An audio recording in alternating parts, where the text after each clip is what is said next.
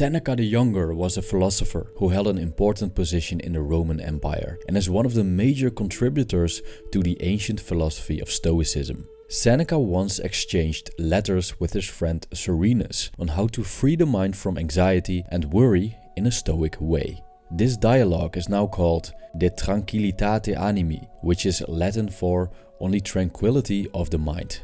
Seneca's words are not only geared towards caring less, they also point out what we should care about in order to achieve tranquility. This video presents you Seneca's suggestions for calming the mind, so Serenus can become a bit more serene.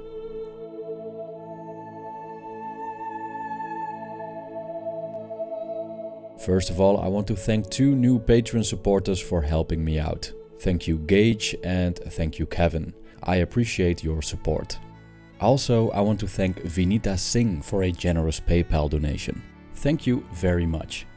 So, one day, Serenus wrote a letter to his friend Seneca, explaining the mental disturbances he suffers from during his day-to-day activities. He asks Seneca to relieve him from his trouble, and thus, Seneca wrote back a letter containing his advice. From this advice, I've drawn 7 suggestions for achieving tranquility. Here we go. 1. Don't rely on hope.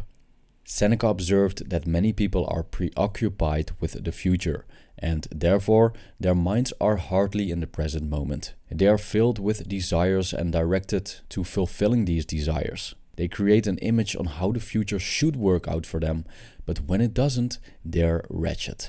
Such people are not only structurally dissatisfied and plagued by boredom, they also rely entirely on hope. I quote Seneca, "They strive to attain their prayers by every means.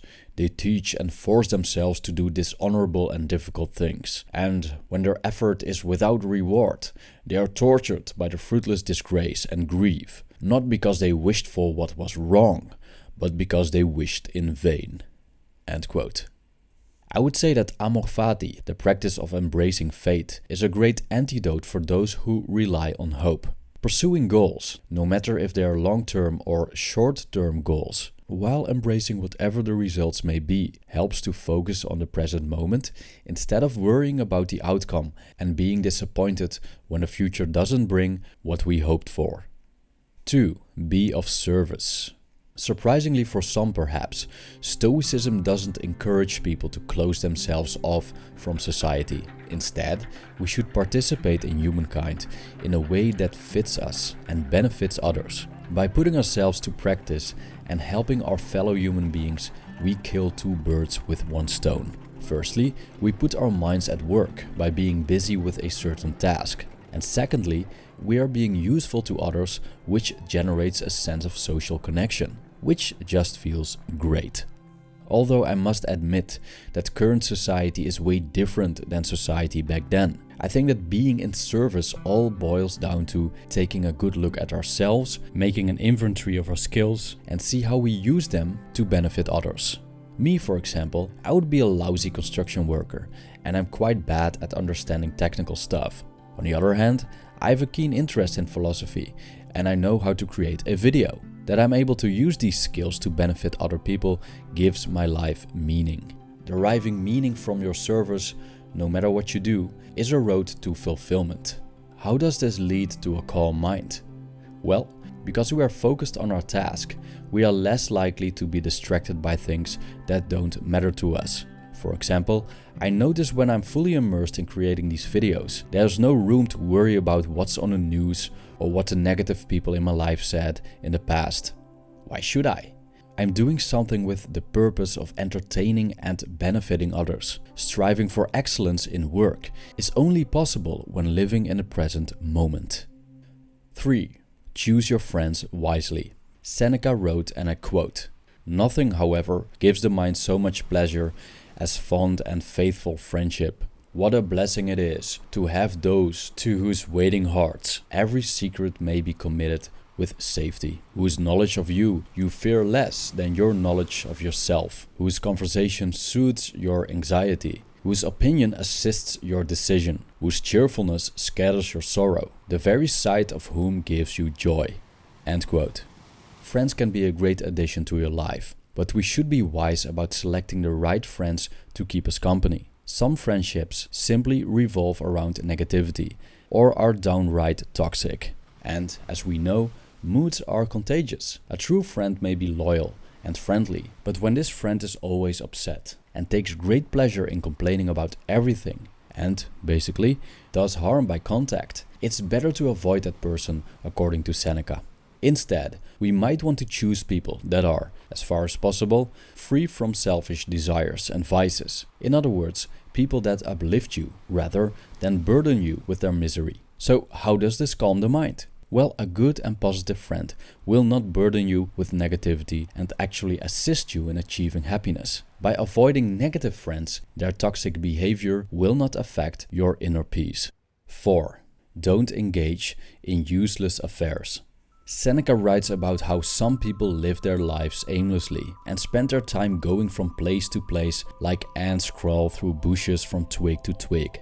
I think we can see this happening a lot in today's day and age, with more distractions than ever before. We go from our smartphone to our laptop, from Facebook to Instagram, and when we are halfway a YouTube video, we're already bored and looking for another one. The key is to focus on a certain task and let all our effort be directed towards that task, and only deviate from it when something important gets in our way. When I'm working, for example, I usually put my phone in flight mode and turn off social media. Also, I make a list of goals I want to accomplish the next day, the night before. This way, my tasks are clear and there's no need to think about anything other than those tasks, which tremendously reduces worry and thus calms the mind. At the end of the day, it all boils down to attention. The ability to pay attention makes the difference between mediocrity and excellence. 5. Don't depend on opinions of others. When we act like we are expected to act all the time, we are not living in accordance with our own inherent nature. Many people, however, are constantly putting up a facade because they are expected to act in a certain way because of their surroundings. Seneca gives the example of a funeral, on which people may perceive it disgraceful not to weep when everyone is doing it. In such a case, we are expected to fake our grief if we, in reality, don't have the inherent desire to weep. But we only do so to not be seen as a disgrace. Seneca wrote, and I quote, "This evil of depending on the opinions of others has become so deeply implanted that even grief, the most natural thing in the world, becomes now a matter of pretense." End quote. When we depend on the opinions of others, we aren't free. It takes courage to free ourselves from this bondage, but when we do, we are truly brave, because we have taken off our masks and show us to the world in our purest form. Yes, we will be open to ridicule, but isn't it better to be ridiculed because of who we truly are than tortured by perpetual pretense? 6. Balance solitude and being in crowds. Seneca wrote that we should embrace both solitude and being in crowds. Solitude gives us the opportunity to retire in ourselves and will make us long for company. Being in company will make us long for being alone. The one relieves the other, and that's why the two things must be combined. Stoicism doesn't encourage being a hermit, but still does put emphasis on solitary activities like journaling and forms of meditation.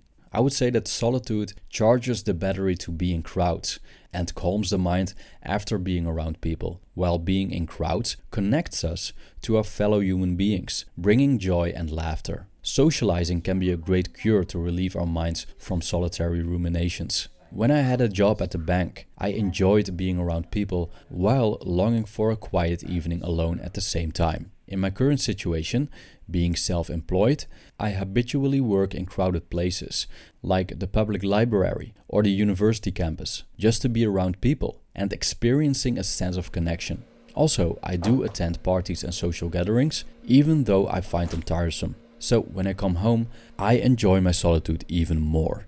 7. Give the mind some relaxation. Now, this is a tricky one, at least the method that Seneca proposes. Seneca argues that the mind needs relaxation from time to time and recommends washing away our sorrows and setting it free by the consumption of wine. Now, with my past experiences with alcohol, I do agree that alcohol does a great job in making us merrier and forgetting our sorrows. Seneca does advocate moderation though, but today we know very well that for some people, moderation just isn't an option, because they drink to get drunk. Didn't Seneca also say that drunkenness is voluntary madness? Now, I do agree that we should relax our minds from time to time, and for the people that don't want to intoxicate themselves for it, there are other ways to find relief that didn't exist back then. How about going to the cinema once in a while, or playing a video game? Nevertheless, I still think that one of the best things we can do to achieve tranquility is some form of meditation. So these are 7 suggestions by Seneca for tranquility. Thank you for watching.